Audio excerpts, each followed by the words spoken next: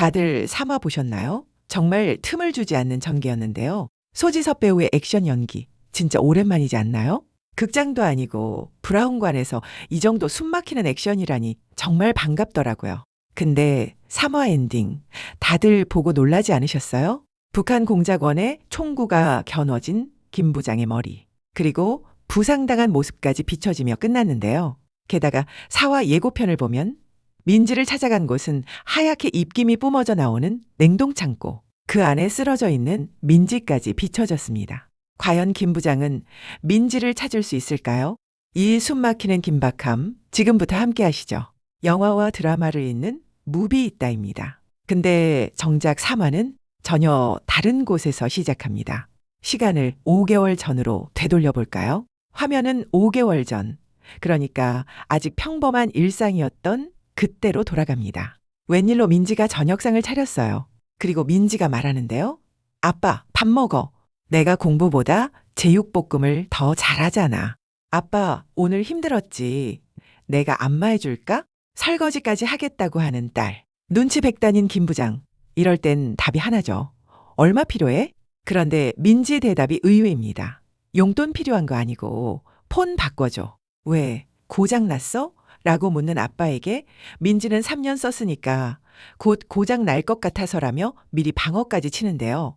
그런데 이 방어가 무색하게 김 부장이 아직도 사용 중인 아날로그 폰을 내려놓습니다. 아빠의 아날로그 폰에 민지는 더 이상 사달라고 할 수 없었어요. 딸한테는 그렇게 무정한 척했지만 이내 최신 핸드폰을 사서 민지 책상 위에 올려두는데요. 깜짝 선물에 놀란 민지는 아빠 사랑해 라고 말해요. 그러니 김 부장도 민지가 들리지도 않는 작은 소리로 아빠가 더 사랑해 라고 말하는데요.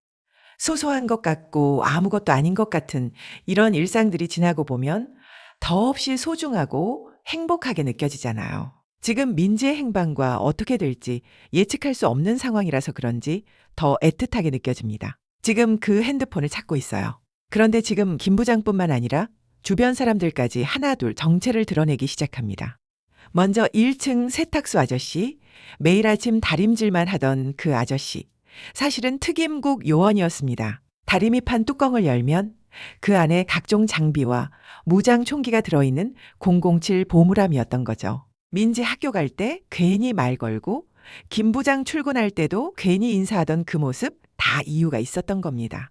세탁소 영업이 아니라 작전 중이었던 거예요. 그리고 같은 은행 동료였던 정상화 대리. 이 사람도 사실 특임국 요원이었습니다. 김 부장이 사라지자마자 은행을 나와서 요원 신분으로 김 부장을 쫓기 시작하는데요.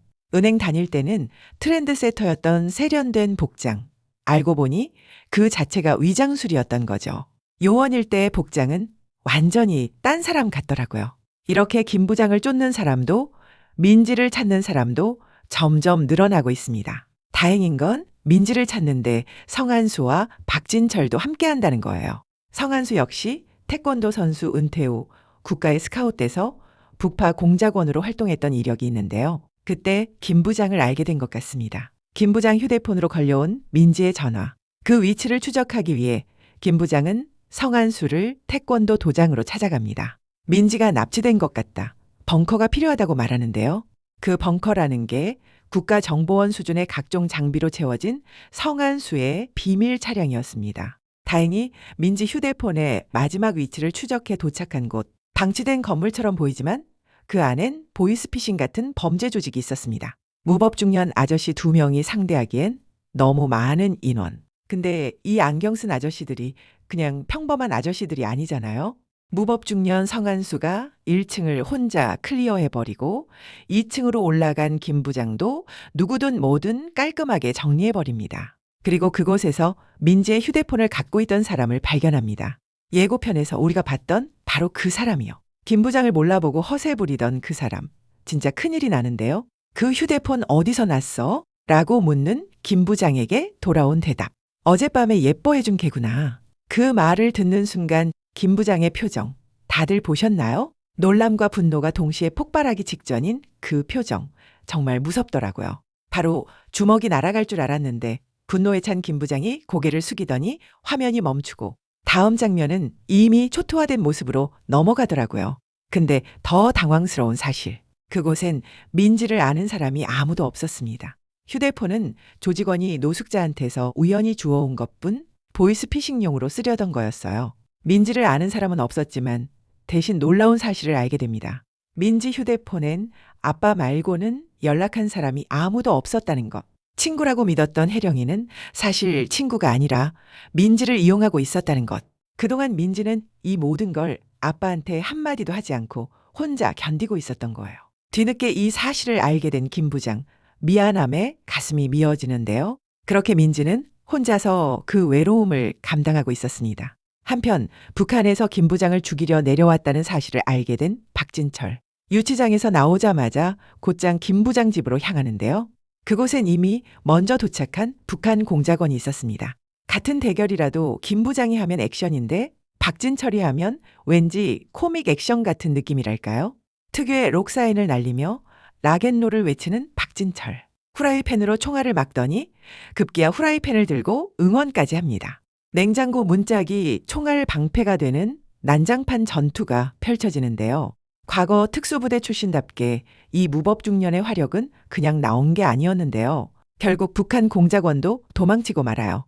그리고 눈치 빠른 해리 아빠 주강찬은 해리가 그날 이후로 방 밖으로 나오지도 않고 학교도 가지 않자 뭔가 수상하다고 느낍니다. 그래서 남 실장을 시켜 해리한테 무슨 일이 있었는지 알아보라고 하는데요. 남 실장은 해리 SNS를 통해 민호라는 아이를 알게 되고 그 집까지 찾아가서 민지에 대한 이야기를 듣게 됩니다. 이 사실을 알게 된 주강찬, 흔적을 없애라고 지시하는데요. 남 실장을 통해 알게 된 것들, 민지가 사라졌다는 것, 민지 아빠가 딸을 찾고 있다는 것, 그리고 그 아빠가 신원조회가 안 되는 사람이라는 것. 이제 주강찬도 민지를 찾아 나설 것 같은데요. 용역 깡패에서부터 건설회사 회장까지 주강찬에게는 지금까지 안 되는 것이 없었는데요. 그런데 이번 상황은 다릅니다. 민지를 둘러싸고 김 부장, 특임국, 북한 공작원까지 주강찬이 상상하지 못할 일들이 펼쳐지고 있는데요. 앞으로 김 부장과 주강찬의 대결 구도도 기대가 됩니다. 3화 엔딩 장면으로 다시 가볼게요. 민지 휴대폰에 마지막 발신처를 찾아간 그곳. 김 부장 머리에 북한 공작원이 총구를 겨누는 장면으로 3화가 끝났습니다. 그 공작원이 김 부장에게 던진 한마디. 가짜 66. 원래 진짜 66이었던 사람은 바로 이 공작원의 형이었습니다. 그 형이 김 부장에게 배신당해 죽었다는 얘기를 듣고 복수하기 위해 남한까지 내려온 거예요. 그런데 사실 김 부장이 배신한 게 아닙니다.